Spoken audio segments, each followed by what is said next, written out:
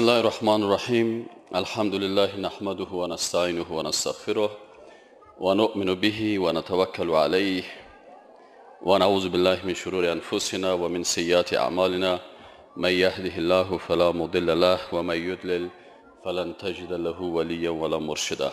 اما بعد، دوستان عزیز، اولتر از همه این محفل عروسی اسلامی خواهر و برادر به هر دو فامیل محترم از ته قلب تبریک میگم و الله سبحانه و تعالی تمام مسلمان ها را توفیق بده که احکام اسلام بالای خود تطبیق بکنن.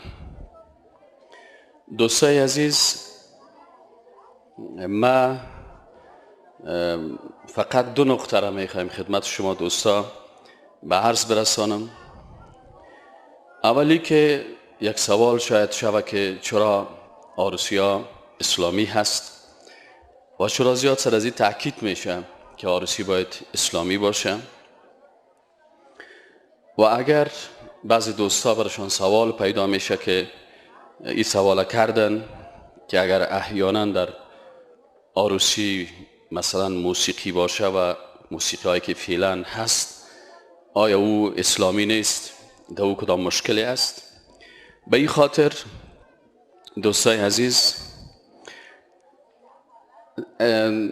هر انسان، هر مسلمان، هر کسی که امت محمد صلی الله علیه و سلم هستند به شکل از اشکال محبت خود به الله سبحانه و تعالی و به رسولش ثابت میکنن.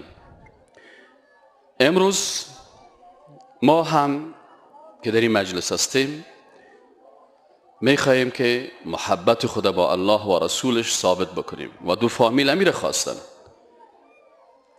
مثلا تصور کنین کل ما و شما در میدان قیامت هستیم و پیغمبر خدا در مقابل ما قرار داره و از ما سوال میکنه که آیا دوستی تا همراه ما تنها در مجالس غم بود؟ اگر قرآن عظیم الشان در مقابل ما قرار بگیره و بگه آیا شما مردم افغانستان تلاوت قرآن فقط مخصوص مجالس غمتان داشتین؟ در خوشیایتان قرآن فراموش کردین؟ در خوشیایتان پیغمبر فراموش کردین؟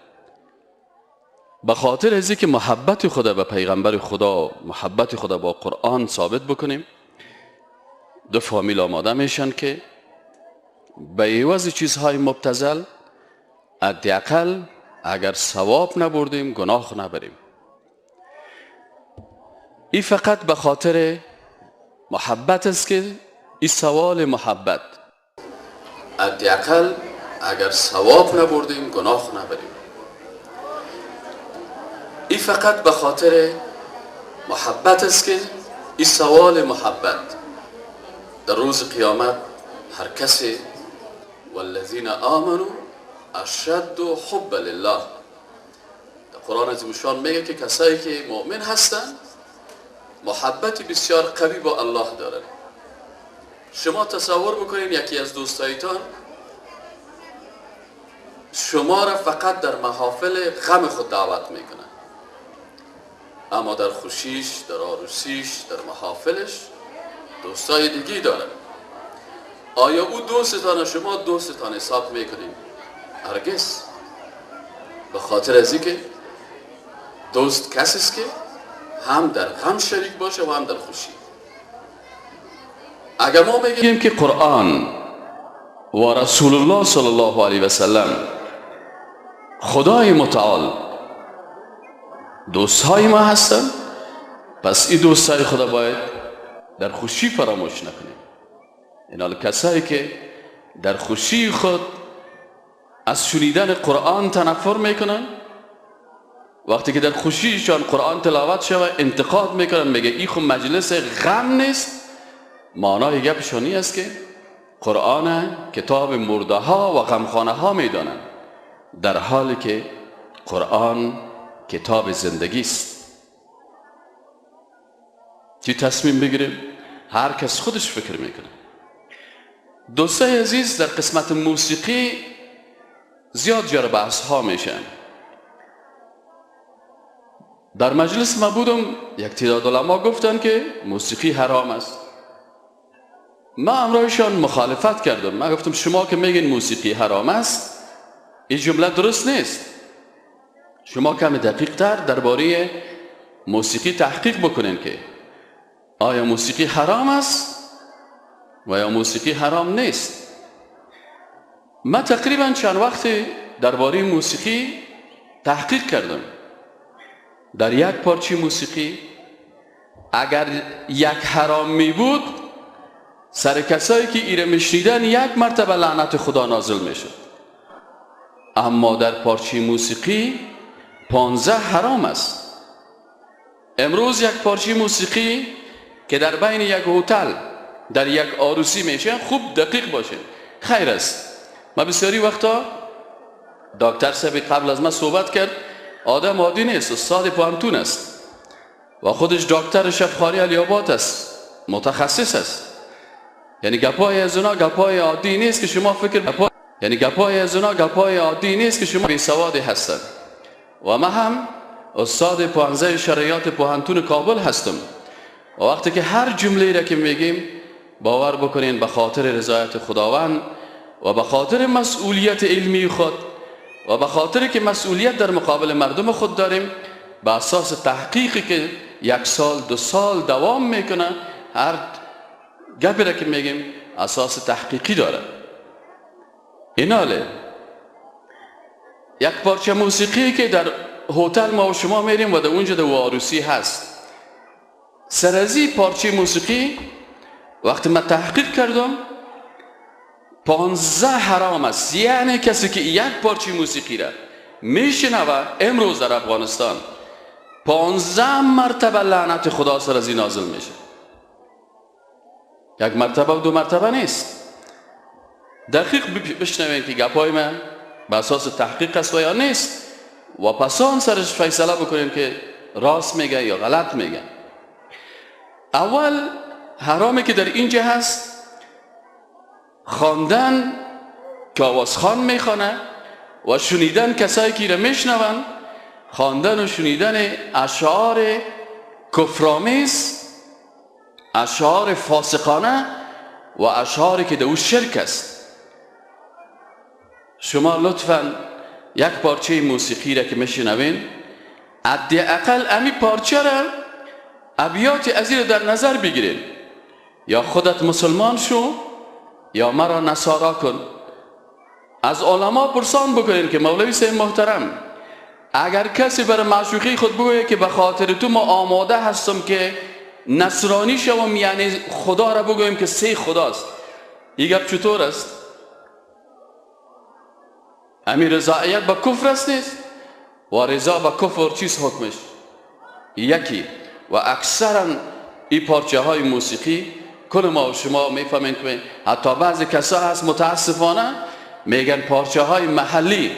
شما امی پارچه های محلی را که اگر گوش بدین، اکثریت از اینا توصیف زنان نامحرم، دختران نامحرم و پسران برهنرو، تمام از اینا اشعار فاسقانه هست. آیا عفت زبان و عفت گوش مسلمان باید زبانش عفیف باشه و گوشش عفیف باشه. تو به خدا من حیث پدر امی پارچه موسیقی رو برای فرزندت وقتی که دختر و پسرت میشنوانی. یک روز من که تفلکایم در موتر بالا شدم، امو درایور موتر یک کست مانده بود، برش گفتم برادر عزیز از خدا بترس، این چیزایی که در شیر میگه این خمی اطفال مرا تا شهر که میریم ایرا کلشان گمراه میسازن. کلمات زشت، کلمات فاسقانه، دعوت به فسق است و کل ما میفهمیم. آیا در روز قیامت در مقابل رسول خدا صلی الله علیه و سلم ایستاده شدن چی بگوییم؟ دوم، مصرف وقت در حرام است. برادرای محترم، آیت قرآن چی میگه؟ فمن یعمل مثقال ذره خیر یره. در روز قیامت یک مثقال ذره خیر و شر محاسبه میشه. تصور بکنین یک خانواده 400 نفر دعوت میکنه و 4 ساعت 5 ساعت اینا را در حرام مبتلا میکنه. در روز قیامت از وقت هر کدام از اینا جوابگوی است، هم فامیل داماد، هم فامیل عروس، هم وکیل کوچه و مولوی مسجدی که این مجلس تایید میکنه، کلشان در حرام. فکر کنین 400 نفر است و هر نفر 240 دقیقهشان در چی مصرف شدن؟ در حرام و شنیدن حرام. و این آیا گناه بزرگ دیگه نیست که دوستت به خاطر دوستی در محفل تو اشتراک میکنه، حداقل به عوض ازی که بر از او یک منفعت برسانی 5 ساعت او را در لعنت خالق متعال درگیر ساختی. برادرای محترم، مصرف مال در حرام است. امی پولی را که یک نفر در روز قیامت در حدیث شریف است که تا وقت قدمهای انسان از میدان حشر دور نمیشه، 2 سوال در مورد وقت است و 2 سوال در مورد مال است. مالت از کجا کردی و در چی مصرف کردی؟ امی داماد و یا فامیل داماد و یا فامیل عروس که اونا را مجبور به می کار کرده که باید موسیقی بیارن، $1,000 یا 50,000 افغانی را به یک انسان فاسق میتن و به چند نفری که اینا سر ناموس از اینا را، مثل که پیشتر استاد گفتن ناموسش در مقابل از او میرخصه، بر از او $50,000 هم میتن. از 1 روپه ما تو جواب گفته در روز قیامت نمیتونیم 50,000 در راه حرام مصرف کو. مصرف در حرام، آیت قرآن چی میگه؟ ثم لتسألن یومئذ عن النعیم. در روز قیامت شما از نعمتها سوال میشین. این نعمتها چی است؟ یکی از نعمتهای بسیار بزرگ نعمت مال است و وقتی که این مال در حرام مصرف میکنه. 4می گناهش رقص است. ولا تمشی فی الارض مرحا. در آیت قرآن صراحتا الله میگه با بسیار خیال و ناس، ان الله لا يحب كل مختال فخور. خدا الله سبحانه و تعالی انسانهایی که بسیار به خیال و بناز حرکت میکنن و بسیار مرح و به این شکل حرکت میکنن، ایره الله دوست نداره. یعنی کسی که الله دوست نداشت او را بد میبینه. و این رقص حرام در این محافل و در اینجا چقدر زیاد است. این 5مین حرامی که در پارچه 4می حرام است. 5میش قرار دادن ناموس مسلمان در معرض نامحرمان، دختر خدا، خانم خدا، همسر خدا و مادر خدا در مقابل گارسون نامحرم است نیست؟ شاگردای هتل نامحرم است نیست؟ امی آوازخان و کسایی که 10 نفر اینجا شیشتن موسیقی می نوازن یا نامحرم نیست؟ در روز قیامت دیاثت چی را میگن؟ میگه دیاثت در تعریفش علما میگن که خانم یک کس و یا دخترش یا مادرش یا خواهرش یا ناموسش با یک نامحرم مذاق میکنه یا خنده میکنه یا حداقل سخن میگه و پیشانوی از این ترش نشه و متاثر نشه، امین در مقابلش. خب تصور بکنین که اگر خانم و ناموس یک کس که یک نامحرم گپ میزنه، بیهوده یا مذاق میکنه و یکی در مقابل نامحرم میرقصه، این لقب خطرناک است که برای کسایی که در این محافل به این شکل میکنن برشان نصیب اتو یک گناه میشن. ناموس مسلمان در معرض یک تعداد مردمه که باز بالاخره فیلم برداری میشه، باز تصویر گرفته میشه و این تصویر باز خانه به خانه به هزارها انسان ایره میبینه.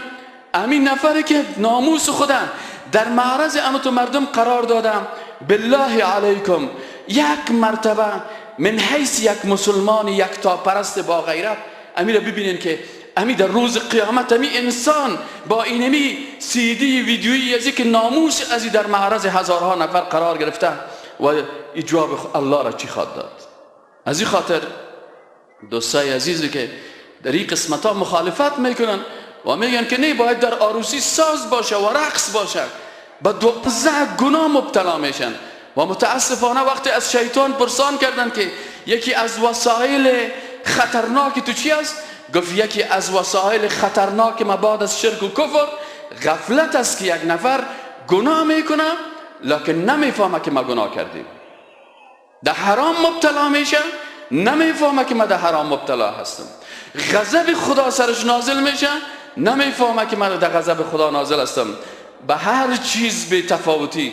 لکن شما باید ایره بدانید که بیخبری از قانون عذر پنداشته نمیشه که یک کس تکر بکنه برای ترافیک بگه ما صاحب از خارج آمدیم، ما قانون افغانستان خبر نداشتم، در لندن سرکا سرچپه بود، ترافیک میگیش. بیخبری از قانون عذر پنداشته نمیشه.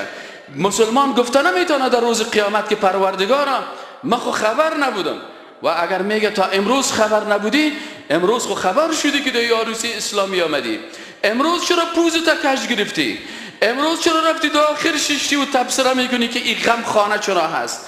آیا این کلماتی که تلاوت قرآن قال الله و قال الرسول مخصوص غم خانه قرار میتیم، آیا خودش دلالت به فساد عقیده نمیکنه؟ ترسم نرسی به کعبه اعرابی که این ره که تو میروی به ترکستان است. دگیش ششمی گناه تشویق است، تشویق کردن فاسق است. برای فاسق چک میکنی، برای فاسق موتر روان میکنی، فاسق در مجلس برش قدر میکنی و او را میگی تو بخوان و کلگی در برش چک میکنن. این تشویق فاسقا هست. شما از علمایتان پرسان کنین که یک نفری را یک کسی در فسقش، در گمراهیش و در حرامش تشویق میکنن، این از نگاه شریعت اسلامی چه حکم داره؟ هر کدام از این باید سوال شود و پرسان شود از علما. هفتمی گناهش مخالفت با غض البصر است. برادر عزیز، آیت قرآن برای مؤمنان چی میگه؟ و قل للمؤمنین یغضوا من ابصارهم. بگو برای مردای مسلمان که چشمای خود از نظر کردن به زن با حجابی که در راه حجاب پوشیده باشه تو باید دور نظر نکنی، که روش پت از تنها چشمایش معلوم میشه، دیگه اعضای بدنش کلش پوشیده هست. میگه به طرف اونمو هم قل للمؤمنین یغضوا من ابصارهم، چشم پوشی بکنن. یعنی وقتی که زن نامحرم میه به طرفش سیل نکنین. بالله قسم به الله هست که در پارچه موسیقی غض البصر یک قطره یک ذره هم مراعات نمیشه، بلکه دیدن به طرف جسم زن نامحرم است که او میرقصه و دیگرها از این لذت میبرن. آیا این حلال است؟ این جایز است؟ و قل للمؤمنات، و بگو برای زنهای مؤمن و با ایمان که یغضضن من ابصارهن، که بهتر چشمای خود بپوشانن از دیدن مردای نامحرم. خب وقتی که این سازنده و رقاصه بر از این خواندن میکنه و ساجق ددانش است و ابروگک و چشمک میزنه، این زن مسلمان غض البصر چشم پوشی کرده، والله آدم ایران میمانه که این دینداری که ما داریم تعجب است و عجب است که ما میگیم که ما والا خوب دیندار هستیم و در روز قیامت با پیغمبر خدا نشه که در روز قیامت پیغمبر خدا دست گرفته ما را از صف خود بکشه که تو امت ما نبودی، نه تنها امت ما نبودی بلکه مسلمان در دنیا رسوا کردی، بلکه بسیاری کسایی که علاقمند اسلام از با دیدن مسلمان ها کافر میشه. یک کافر نو مسلمان شده بود، گفت من 100 مرتبه به الله شکر گفتم. پرسانش کردم که چرا 100 مرتبه شکر گفتی؟ گفت به خاطر از این 100 مرتبه شکر کردم که شکر پیش از این که من مسلمان شوم، من مسلمان ها را ندیده بودم، من قرآن خواندم مسلمان شدم، من ترجمه انگلیسی قرآن خواندم مسلمان شدم. اگر من مسلمان ها را میدیدم باور بکنید من از اسلام تنفر میکردم، لکن حال 100 مرتبه شکر میکنم که الحمدلله که پیش از اینکه من مسلمان ها را ببینم من مسلمان شده بودم. برادرای محترم، خواهرای عزیز، هشتمی گناهش اختلاط حرام است.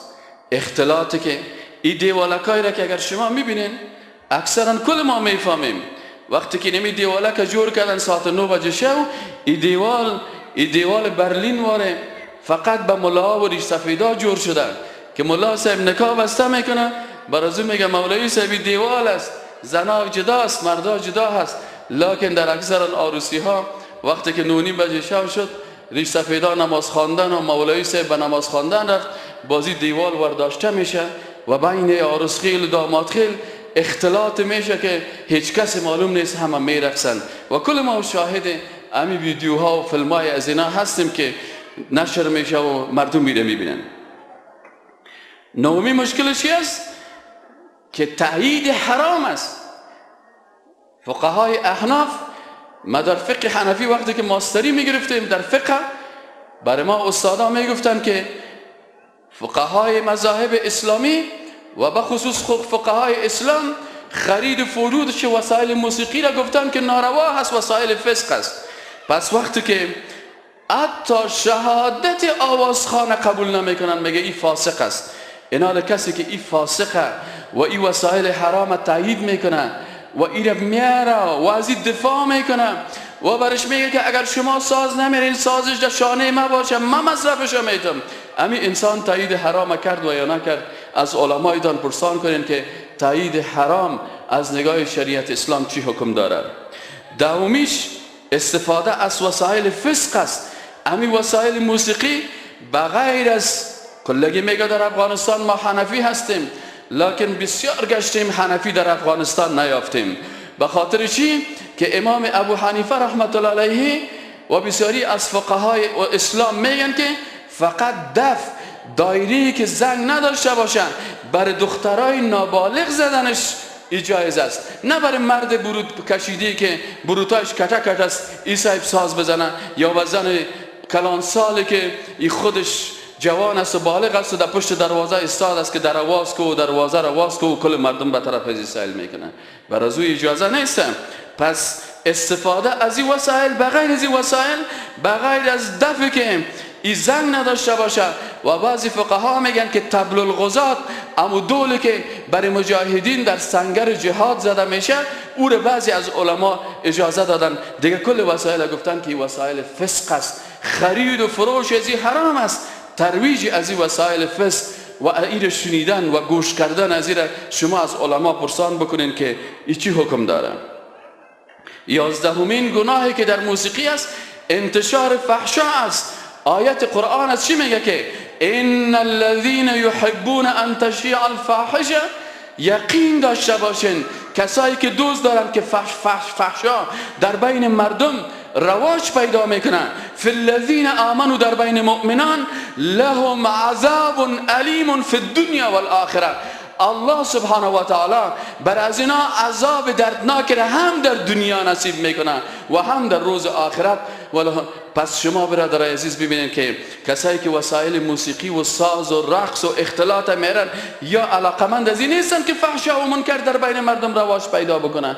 پیسه خود در حرام نمیتن. چرا پیسه خود $1000 برای یک سازنده میته که او بیایه برازی 10 نفر ساز بزنن و تمام کلگی برقصن و اختلاط شود؟ پس راضی هست به نشر فحشا و منکر در جامعه. 12ام گناهش چی هست؟ غرق در منکرات است. رسول اکرم صلی الله علیه و سلم بر ما و شما توصیه میکنه من رأى منکم منکرا فلیغیره بیده. وقتی که از شما یک کار منکر و ناروا را میبینه، با دست خود بگویه نکن. پیشتر رو مولوی صاحب گفت زیر پای عروس مرغ ذبح همیشه. ذبح کردن مرغ در زیر پای مخلوق عادت مشرکین در قریش بود.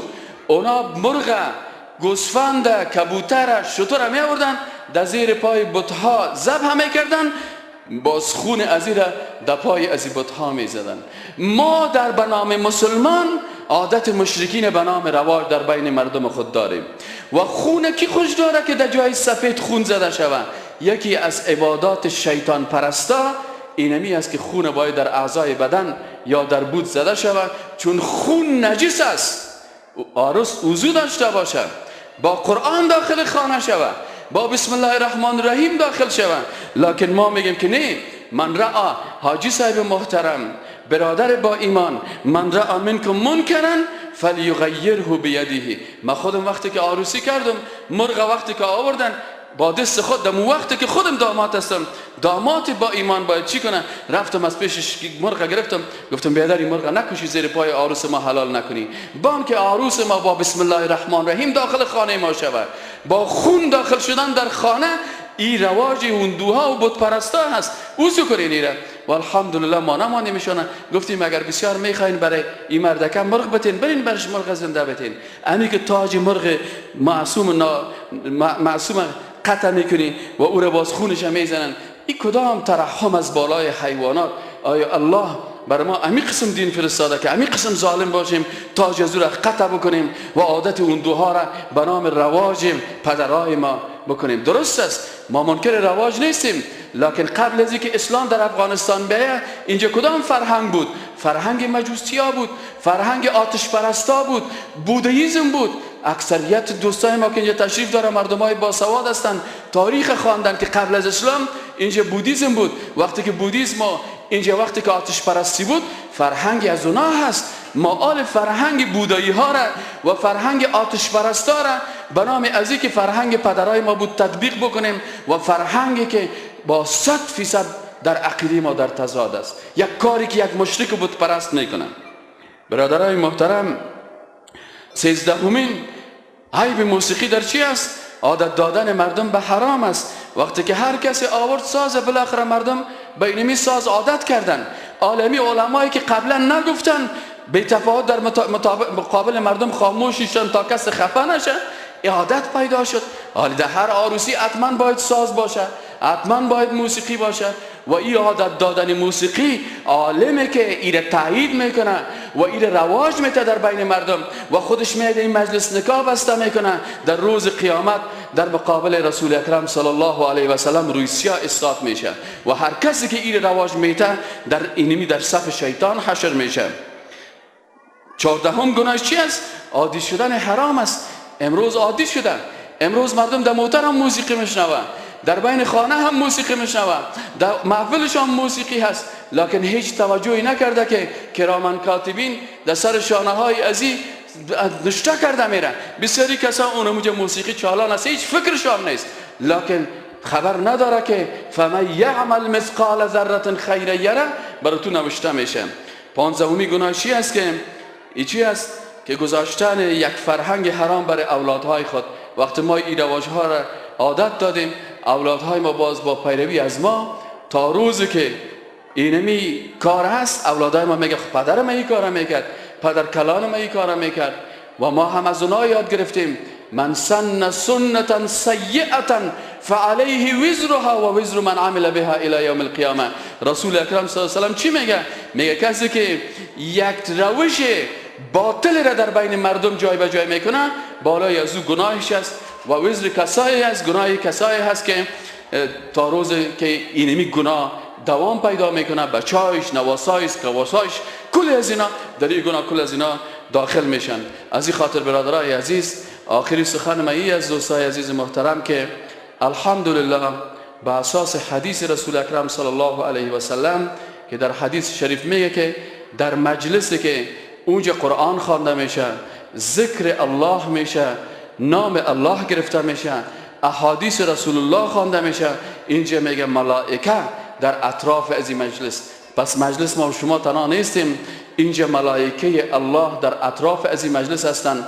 کل از اینا میگن که کل از اینا، تمامی از اینا میگه و حفتهم الملائکه، اینا را از 4 اطرافشان ملائکه ها در اطراف شیشتن و گوش میگیرن و الله سبحانه و تعالی سکون و آرامش در قلبهای از اینا داخل میکنه و الله سبحانه و تعالی این مجلس با رحمت خود میپوشانه. دعا بکنیم که پروردگار متعال این مجلس ما را به رحمت خود بپوشانه و قلبای ما را سکون و آرامش نصیب بکنه و برای مردم ما توفیق نصیب بکنه که بعد از این حداقل اگر نمیتونیم ثواب بگیریم، توفیق بده که از گناه خدا نگاه بکنیم. و تقریبا 15 گناه خطرناک. دوستای عزیز، کسایی که از این محفل راضی هستند و این محفل خوش دارن و این محفل که در اینجا آیات قرآن خوانده شد، احادیث رسول الله گفته شد، از این راضی هستند، استاد شوند، یک 5 مرتبه بلند بگوین الله اکبر، الله اکبر. نه یک ذره بلند بگوین که حداقل ملائکه خو بشنون. الله اکبر، الله اکبر، الله اکبر، الله اکبر. از تمامتان تشکر. اینمی که الحمدلله همه مسلمانایی که اینجا تشریف داشتن این محفل تایید کردن.